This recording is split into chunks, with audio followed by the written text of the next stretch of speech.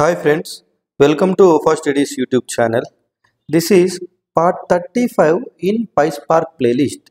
In this video, we are going to discuss about collect function in PySpark. So this collect function will actually retrieve all the data frame rows as array onto a single driver node actually. So what that means is, in our past videos we have seen so many transformations, right? We have seen select transformation, join, unfilter, lot others, right? All these are called as a transformations. Why? Because once you applied those functions, you get data into a new data frame. Like the transformed data will be created as a new data frame, and then you will store it into one variable and you will use it, right? For example, let's assume you have a data frame called df, and on top of that, if you use maybe select id column from it, then this entire code will create a new data frame, and that data frame you will store it into another variable. So this is how we did it, right? So please watch all my videos in PySpark playlist so that you will make more sense what I am saying, because all the videos are in sequence order from basic to advanced level. So now when it comes to collect function, it won't return back you a data frame. What it will return back you is a array of data frame rows as row objects. So that is what it will do. When I practically show you that, you will make more sense of it.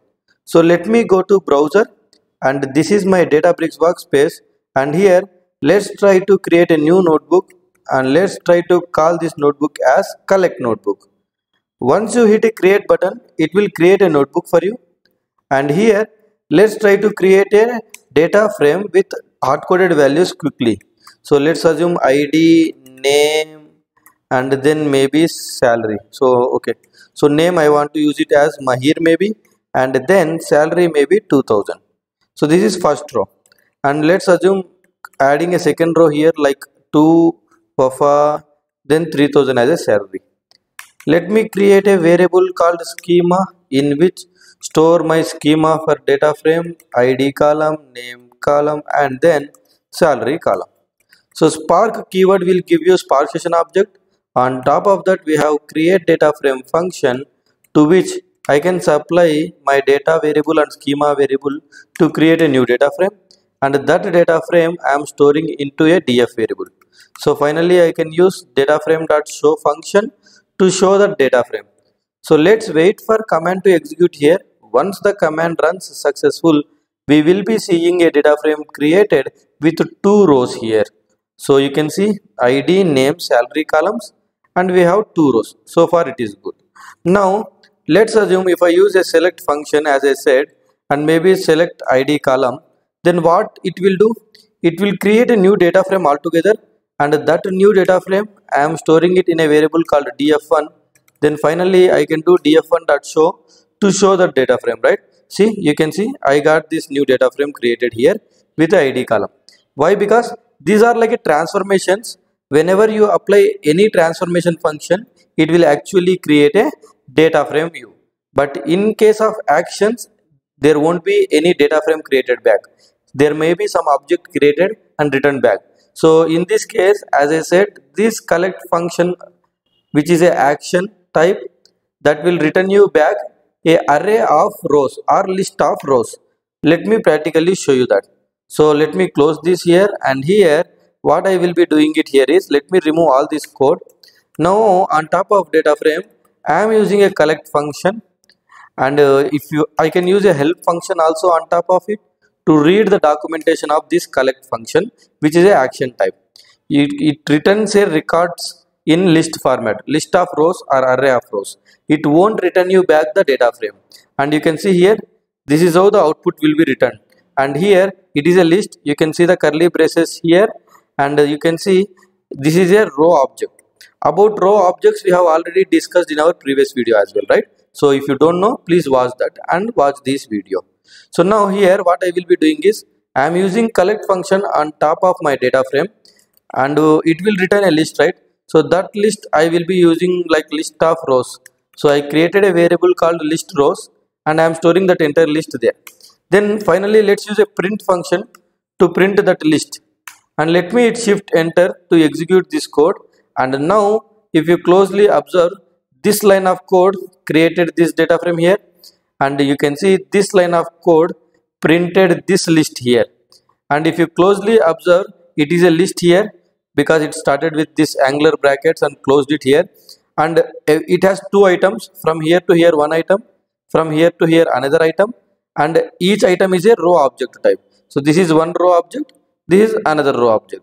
Since I have only two rows, two row objects. If I have 10 rows, then 10 row objects it might have created inside the list. Now let's assume I want to access this first row. Then how you can do? Since this is a list, I can use a index syntax, right? So you need to know Python little bit here because all these syntaxes are from Python. So please watch my list video from my Python playlist if you want to know more about it. You can access items inside the list using indexes. So I want to access the first item. So first item will be at 0 index. So I am using a 0 index here. So if I run now this time, it will give you the first item. Let me do one thing. Let me remove this and let me add print of list rows of 0 here once again. So I am printing both list of entire list, then list of 0th index. So let me hit shift enter to execute this code. You can see my data frame printed. This is my entire list and I am accessing 0th element. That means the first element using the 0 index. So this will give this one. What if from this first row or from this 0th index row, I want to access this name value? So again I can use the index. What I can do here is, first at first level we have ID, then at second index we have name. So indexes will start with 0, then 0th index is ID, first index is name. So what I will do here is, from the first row, then take the value from index 1. At index 1 we have Mahir. So let me practically show you this one as well.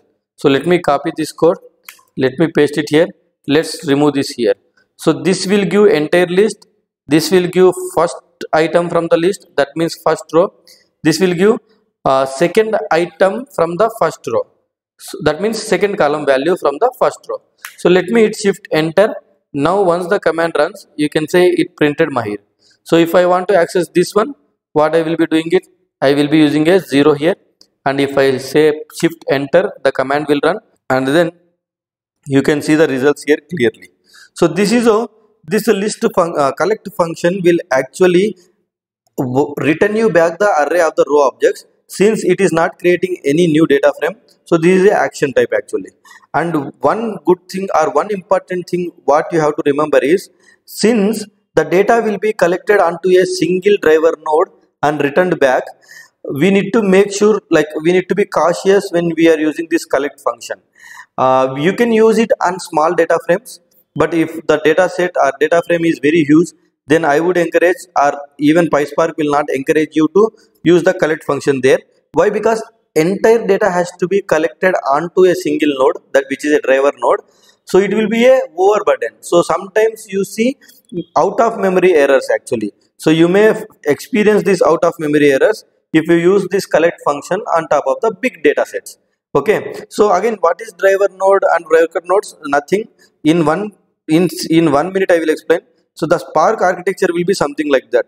You will be having a driver node and it will be having a worker nodes, multiple worker nodes. So this driver node will command these worker nodes like what to execute. So if one task comes to the driver node, it will split this task among these worker nodes and it will ask them to execute all the tasks by splitting the work. So since the work is getting splitted, Spark is very speed in processing the big data. So that is the reason. Okay, when you give a big data, it will split the data into multiple worker nodes and it will process the data by splitting and then finally combining and return you back. Okay, so that's it. I hope you got an idea about collect function now. Thank you for watching. Please subscribe to my channel and press the bell icon to get the notification whenever I add videos. Thank you so much.